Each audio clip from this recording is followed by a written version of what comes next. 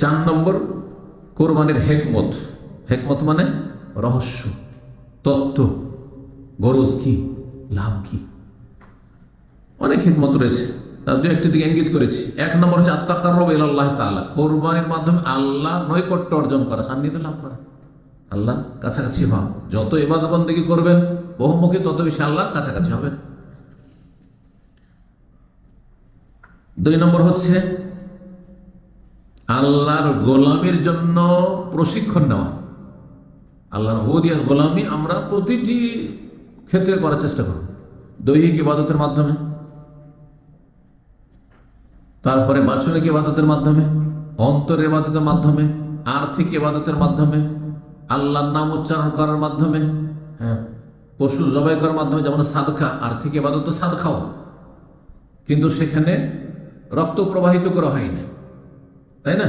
কিন্তু এইখানে কোরবানির পশুর রক্ত আল্লাহর সন্তুষ্টির জন্য প্রবাহিত করে আর আল্লাহর নাম উচ্চারণ করে আল্লাহর সান্নিধ্য লাভ করা। তো বহুমুখী ইবাদতের মাধ্যমে কি করা? আল্লাহর গোলামের জন্য তরবিয়ত নেওয়া। সূরা আন-নামের আয়াত নম্বর 162 রয়েছে, কুল হে নবী, তুমি বলো, হে মুসলিম বলো, ইন্না সলাতি ওয়া নুসুকি ওয়া মাহইয়ায়া ওয়া মামাতি লিল্লাহি রাব্বিল আলামিন, নিশ্চয়ই আমার সালাত, আমার কোরবানি, আমার জীবন, আমার মরণ সব কার জন্য? আল্লাহর জন্য, সবকিছু আল্লাহর জন্য। সুতরাং আমি আমার এই যে পশু জবাই করব, এটা আল্লাহর জন্য। পশু জবাই করে আল্লাহর সান্নিধ্য লাভ করছি। 3য় হিকমত হচ্ছে আল্লাহর একত্বের ঘোষণা, তৌহিদের ঘোষণা এবং আল্লাহর নাম উচ্চারণ করা জবাইয়ের সময়। কার নাম উচ্চারণ করছেন? আল্লাহ। আর কার নাম উচ্চারণ করছেন না? কাফের গায়রুল্লাহ নাম উচ্চারণ করছে, কেউ খাজার নাম উচ্চারণ করছে, কেউ গৌসে আজমের নাম উচ্চারণ করছে, বড় পীরের নাম উচ্চারণ করছে, কেউ উচ্চারণ করছে আপনার দেবদেবীর নাম, আর আপনি উচ্চারণ বিসমিল্লাহ আল্লাহু আকবার, আল্লাহর নামে শুরু করছি। আল্লাহ সবচেয়ে বড়, আল্লাহ সবচেয়ে বড়।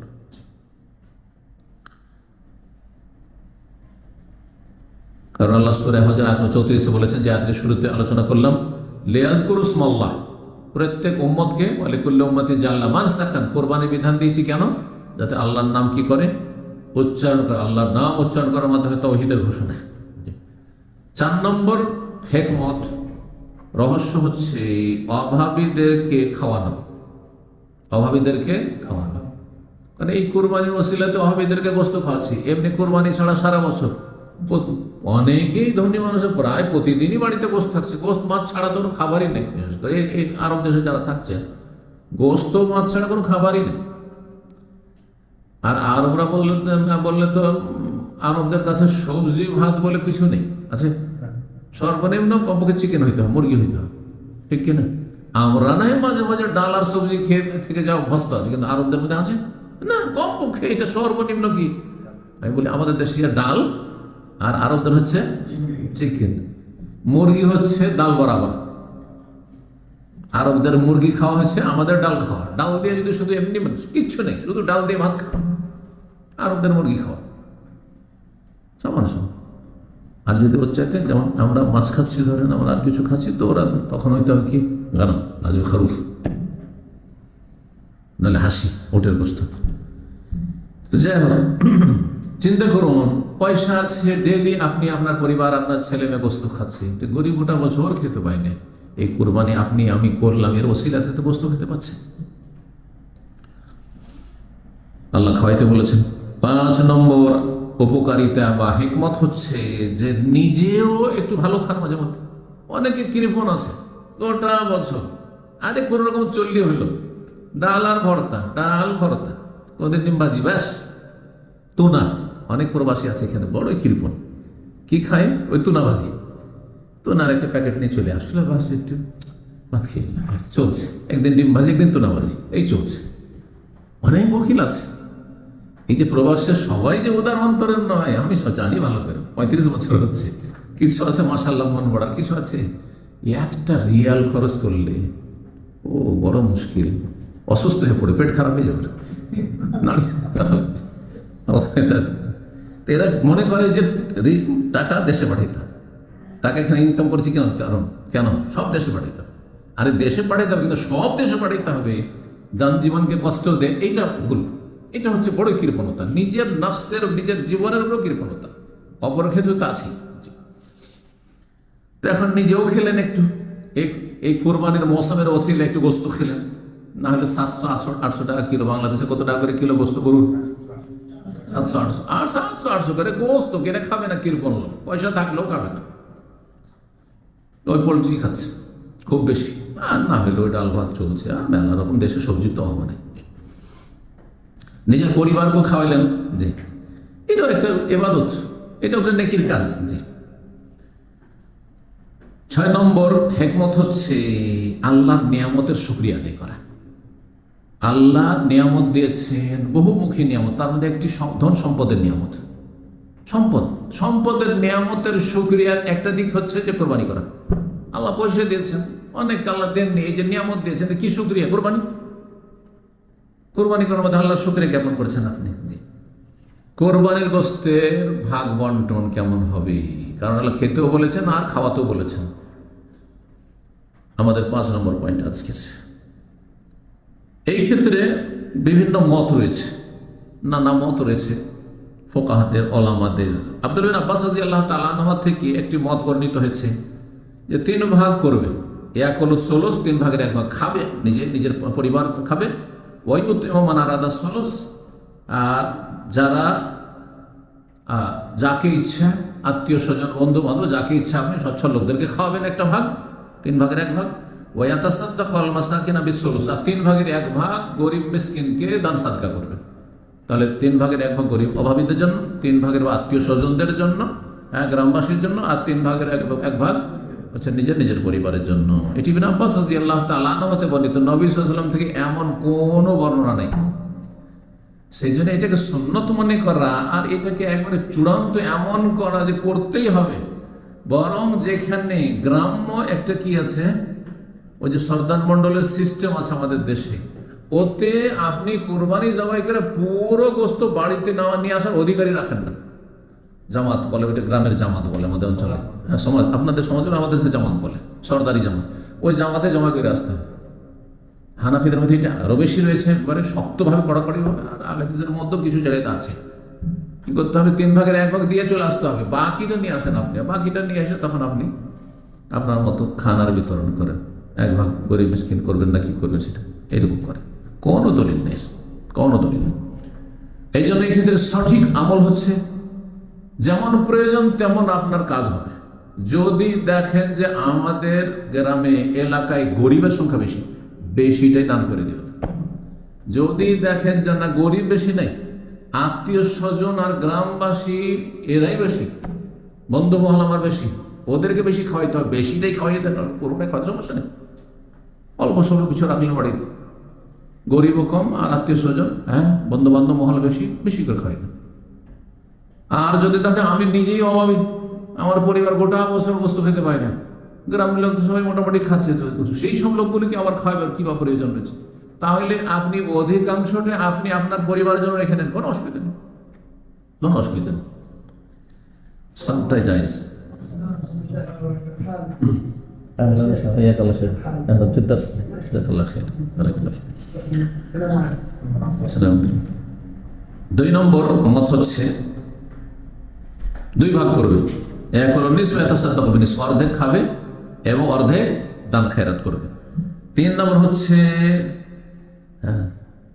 যে যেটা বললাম, কোনটা বেশি শক্তিশালী বললাম, যখন যেমনটা প্রয়োজন, নিজেও খাবে, কিছু বড় কোন দেবে, দান সাদকা করবে, যেমন ইচ্ছা তেমন করবে। যদি মনে হয় যে আমরা অভাবী, অনেক সময় এরকম হয়, গরিবের বাড়ি বিয়ে লেগেছে, এই কোরবানি গোস্ত বিতরণ করলে আবার গোস্তকে কি করতে হবে? খরিদ করতে হবে, আর না হলে ওকে গরু বা ছাগল খরিদ করতে হবে। কোথায় পাবে গরিব মানুষ কোরবানির গোস্ত দিয়ে বিবাহ সার? কোনো অসুবিধা নেই। আমাদের দেশের মানুষরা সমালোচনা শুরু করে, আরে দেখো এই কোরবানির গোস্ত দিয়েও বিয়ে সেরে নিল, ভালো কাজ করেছে, গরিব মানুষ ভালো কাজ করেছে, পুরোটাই যদি রেখে নেয়। কারণ দেশের সবার মোটামুটি কোরবানি হয়েছে, এদের দেওয়ার কি প্রয়োজন রয়েছে? আমি অভাবী মানুষ, আমার এই কোরবানি দিয়ে আমার যে প্রয়োজন তা সেরেন, কোনো অসুবিধা নেই। ইয়াফআলু মা ইয়াশা, যেমন ইচ্ছে তেমন করবে। কোরবানি আপনি একটা খরিদ করে নিয়েছেন, অথবা আপনি পুষেছেন বাড়িতে, মানে নির্ধারিত করে দিয়েছেন, আর তারপরে সেটা যদি অক্ষম হয়ে যায়, পা ভেঙে গেল, অথবা চোখ কানা হয়ে গেল, এমন কিছু হয়ে গেল, তাহলে কোরবানি করতে পারবেন কিনা? এই দোষগুলি দেখে কোরবানি কিনতে পারবেন না। কানা অথবা ল্যাংড়া খোঁড়া, বোঝা গেছে, কোরবানি কিনতে পারবেন না দেখে শুনে। কিন্তু কোরবানি কেনার পরে যদি এই রকমের দোষ যুক্ত হয়ে যায়, তাহলে ওলামারা বলেছেন যে কোরবানি করবেন। কারণ আপনি যখন কোরবানি কিনেছেন তখন সেটা ছিল সুস্থ ছিল, দোষমুক্ত ছিল, আর সেটা আল্লাহর জন্য আপনি ছেড়ে দিয়েছেন, অফ করে দিয়েছেন, আল্লাহর জন্য নির্ধারিত হয়ে গেছে। যখন নির্ধারিত হয়ে গেছে ওই অবস্থাতেই কোরবানি করবেন, আর আপনার ওজর আল্লাহর কাছে গ্রহণযোগ্য। জি, কোনো অসুবিধা নেই। কোরবানি পরিবর্তন করতে হবে না, যে পাটা ভেঙে গেল বা চোখটা কানা হয়ে গেল তো এই কোরবানিটাকে বিক্রি করি বা রেখে দিদি আর একটা কিনি, কোনো প্রয়োজন নেই। সেটি কোরবানি করতে পারেন। 7 নম্বর মাসলা কোরবানির ক্ষেত্রে, কোরবানি ধারে কিনতে পারবেন কিনা। গ্রামের এক লোক কোরবানি পশু বিক্রি করছে, আর আপনার কাছে টাকা পয়সা একটু টানাটানি আছে, তো বলছেন যে তুমি এখন আমাকে দিয়ে দাও কোরবানি পশুটা, আমি 1 মাস পরে যখন বেতন পাবো তখন তোমাকে দেবো, জায়েজ কিনা? ওলামারা বলছেন যে জায়েজ রয়েছে। ইয়াজুজু শিরাউ রুজিয়াত দাইনান লিমান কাদার আলা সাদাদ, কিন্তু শর্ত হচ্ছে যে টাকা পরিশোধ করার আপনার মধ্যে যোগ্যতা আছে। আপনি নিশ্চিত যে মাসের শেষে বেতন পাবো, অথবা আমার ব্যবসা বাণিজ্য চলছে সেখান থেকে চলে আসবে পয়সা, অথবা বিকল্প ব্যবস্থা আছে সেখান থেকে আমি সেটা সময় মতো আদায় করে দিতে পারবো। ধারে কোরবানি কেনা জায়েজ রয়েছে, কিন্তু এর সাথে আর একটি মাসলা লাগিয়েই, সেটা হচ্ছে ধার করে কোরবানি বা ঋণ আছে অলরেডি আপনার উপর, ঋণের বোঝা আছে, অন্য লোক টাকা পাবে আপনার কাছে, অন্য লোক আপনার কাছে টাকা পাবে, ঋণই আপনি। এখন আপনি এই অবস্থায় কোরবানি করছেন, কোরবানি করবেন না ঋণ পরিশোধ করবেন? আল্লাহর বলছে ঋণ পরিশোধ করবেন, ঋণ পরিশোধ করবেন। বলছে ওয়াইদা তাজাহামাদ দায়নু মাল উযহিয়া, এদিকে আমার কোরবানির সময় চলে এসছে, আর এদিকে ঋণ পরিশোধ করার সময়ও চলে এসছে। এই নয় যে যার কাছে ঋণ নিয়েছেন তাকে বলা আছে যে আরো 5 মাস 6 মাস বা 3 মাস বাকি আছে, এমনটা নয়। ঠিক এই জিলহজ মাসে টাকা দিয়ে দেওয়ার কথা, আপনার ঋণ পরিশোধ করার কথা, আর এই সময় আপনার ওর কোরবানিও চলে আসছে। কোনটা করবেন আপনি? কোনটা করবেন? বলছেন কদ্দেমা সাদাদু, আগে ঋণ পরিশোধকে প্রাধান্য দিতে হবে। কেন? লিয়ান্নাহু আবরা আলি জিম্মা, লিয়ান্নাহু আবরা আলি জিম্মা, কারণ এতে আপনার কাঁধ থেকে বোঝা নামবে। আপনার কাঁধের ওপর ফরজ বোঝা হচ্ছে কিসের? কোরবানি না ঋণের? ঋণ, সেটা আগে নেমে যাবে। সেই জন্য দুটো যদি একই সাথে চলে আসে, কোরবানির মৌসুমও চলে এসছে আর ঋণ পরিশোধ করার সময়ও চলে এসছে, তাহলে আগে প্রাধান্য দিতে হবে কি? ঋণ পরিশোধ। ঋণ পরিশোধ করার পরে যদি কোরবানি করতে পারেন তাহলে ঠিক আছে, আর না হলে করবেন না। অন্যের পক্ষে থেকে কোরবানি করা যায় কিনা? আপনারা অনেকে আছেন প্রবাসে, টাকা পয়সা আছে মাশাআল্লাহ, ভাই আলাদা অন্য আছে, অথবা শ্যালক আছে, কেউ আছে, যে কেউ বন্ধু মানুষ, একজন আলেম আছেন, গরিব মানুষ, গ্রামে কোরবানি করতে পারে না, নিজেরও কোরবানি একটা করলেন, আর ওরও একটা কোরবানি বা একটা ভাগ ওর আপনি করে দিলেন, জায়েজ কি না? জায়েজ আছে, জায়েজ আছে, তবে তাকে জানিয়ে দেবেন। বলছি ইয়াজুজু আন তুযাহিয়া আন গায়রিকাল আজিজ, যেই ব্যক্তি অপারগ, অপারগের পক্ষ থেকে আপনি কোরবানি করতে পারবেন, বেশারতে ইজনি, তার অনুমতি করবেন, তাকে বলবেন যে আপনার পক্ষ থেকে আমি কোরবানি করতে চাই। ফাইনলাম কেন আজিজান, সে যদি অভাবী না হয় নিজেই কোরবানি করতে পারবে। তো আসল হচ্ছে যে সেটি তার দায়িত্ব, তার দায়িত্ব, আপনি কেন দিতে যাবেন? তাহলে আপনি করার কোনো প্রয়োজন নেই। জি, কয়টি মশলা হলো? 8 হয়েছে মনে হয়, 8 হয়েছে।